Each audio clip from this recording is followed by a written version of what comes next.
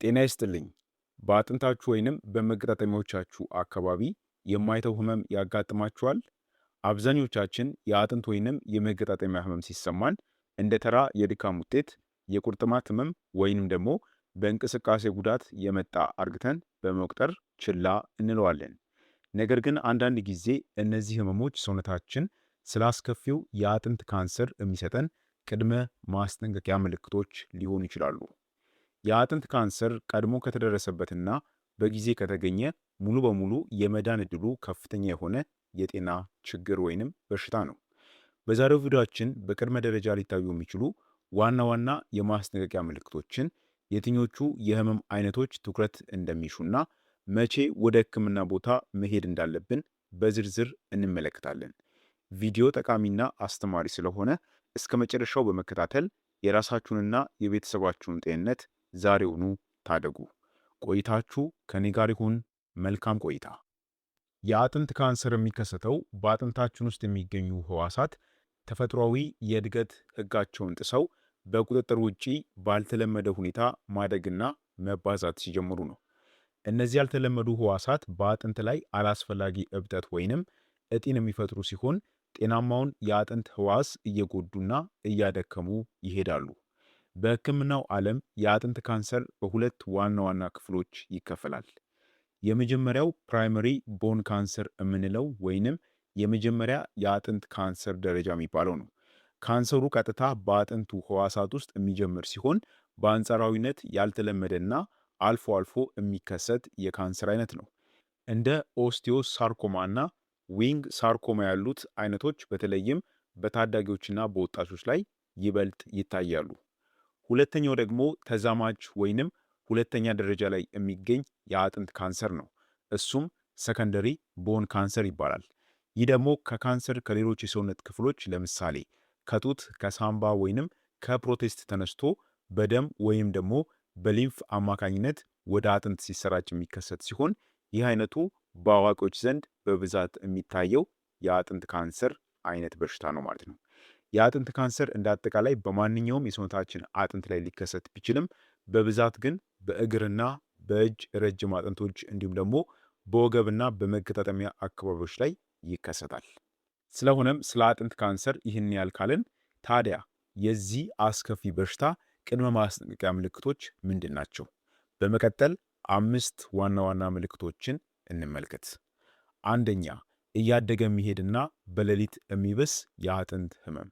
በአጥንት ካንሰር ቅድመ ደረጃ ላይ የሚታየው የመጀመሪያውና ዋነኛው ምልክት በአጥንት ላይ የሚሰማ ያልተለመደ ህመም ነው።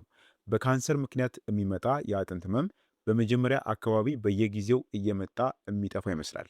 ነገር ግን ጊዜ እያለፈ ሲሄድ ህመሙ ሳይቋረጥ በቋሚነት መቀጠል ይጀምራል። በተለይም በሌሊት በእንቅልፍ ወቅት ወይም ደግሞ ምንም አይነት እንቅስቃሴ በማታደርጉበት የእረፍት ጊዜ ህመሙ እጅግ እየበረታ መምጣቱ ከሌሎች ተራ የጡንቻ ወይንም የመገጣጠሚያ ህመሞች ይለየዋል። ይህ ህመም በተራ የህመም ማስታገሻ መድኃኒቶች በቀላሉ የማይታገስ ሲሆን የካንሰር ህዋሳቱ እያደጉ ሲሄዱ በአጥንቱ ግድግዳና እንዲሁም ደግሞ በነርቮች ላይ ከባድ ጫና ስለሚፈጥሩ ህመሙ ከቀን ወደ ቀን እየባሰ ይሄዳል ማለት ነው። ሁለተኛ፣ በአጥንት ወይንም በመገጣጠሚያ አካባቢ የሚፈጠር እብጠት፣ መገተርና የመንቀሳቀስ መገደብ።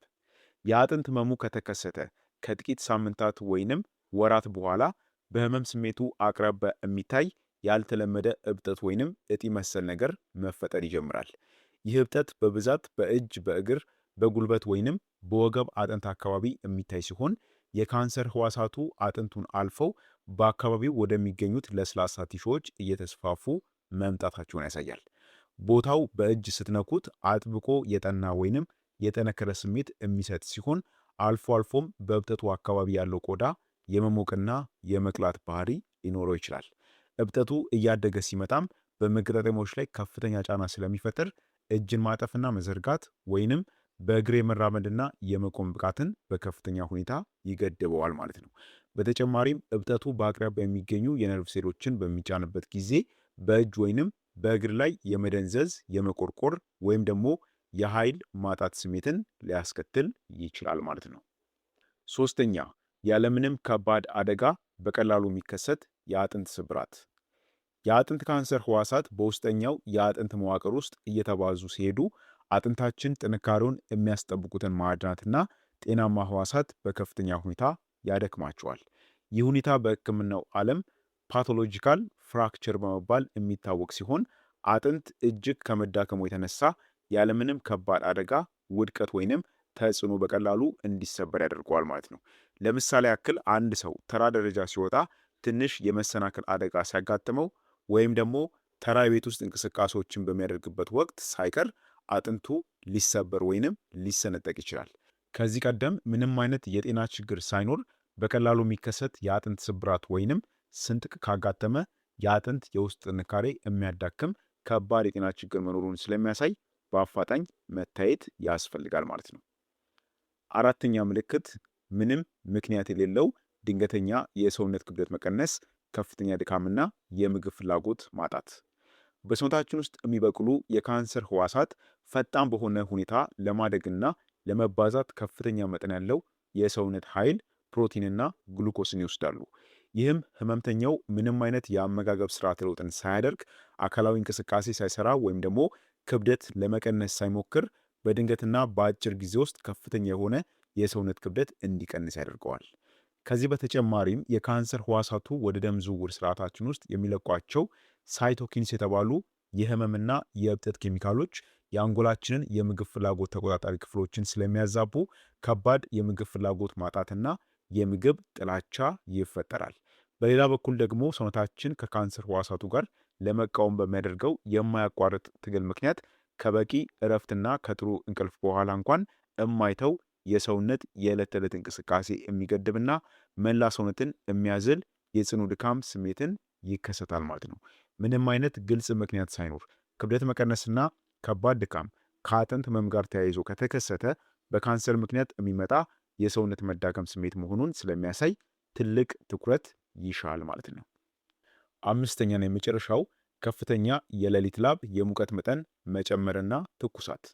በሰውነታችን ውስጥ በሚገኝ አጥንት ላይ የካንሰር ህዋሳት እድገት በሚያሳዩት ወቅት የሰውነታችን የተፈጥሮ በሽታ የመከላከል ስርዓቱ የካንሰር ህዋሳቱን ለመዋጋትና ለመክታት ከፍተኛ የሆነ የኬሚካል ምላሽን መስጠት ይጀምራል።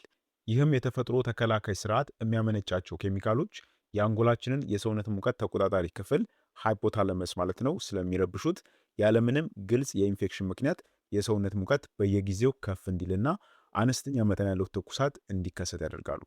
በተለይም በሌሊት በእንቅልፍ ወቅት ከባድ የሆነ የሰውነት ላብ መውጣት ሌላው ትልቅ ማስጠንቀቂያ ነው።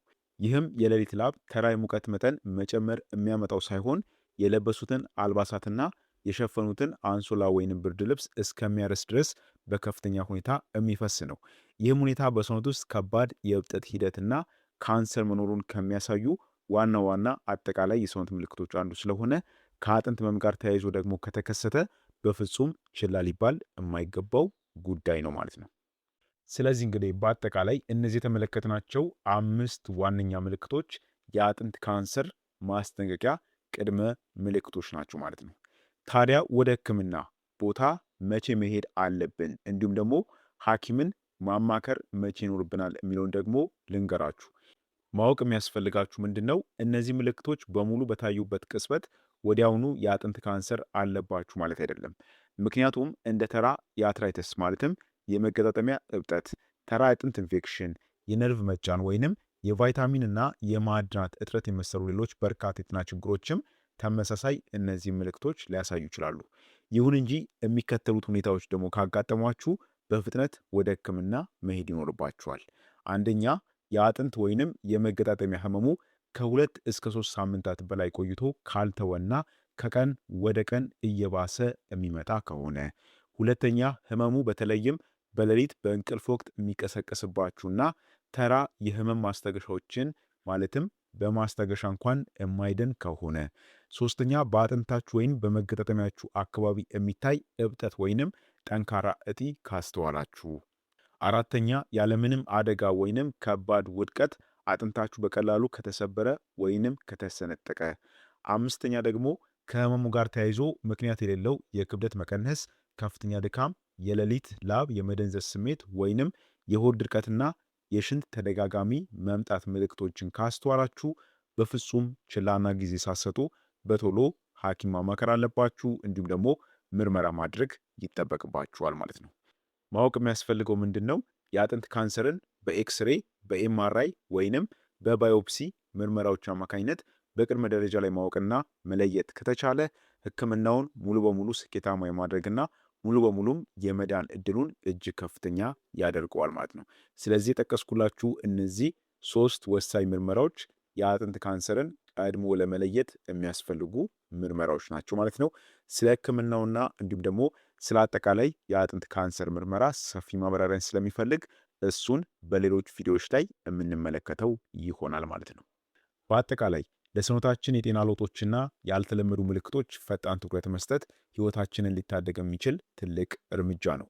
ስለሆነም በዛሬው ቪዲዮአችን የተመለከትናቸው የቅድመ ማስጠንቀቂያ ምልክቶች በራሳችሁ ወይንም በቅርብ ወዳጃችሁ ላይ ካስተዋላችሁ ሳትሸበሩ፣ ነገር ግን ሳትዘናጉ በፍጥነት ወደ ሕክምና ተቋም በመሄድ አስፈላጊውን ምርመራ ማድረግ ይኖርባችኋል። ቀድሞ መመርመርና በሽታውን በጊዜ መለየት ሁልጊዜም ለተሻለ ሕክምና የመጀመሪያውና ዋነኛው መፍትሄ እንደሆነ መዘንጋት የለባችሁም።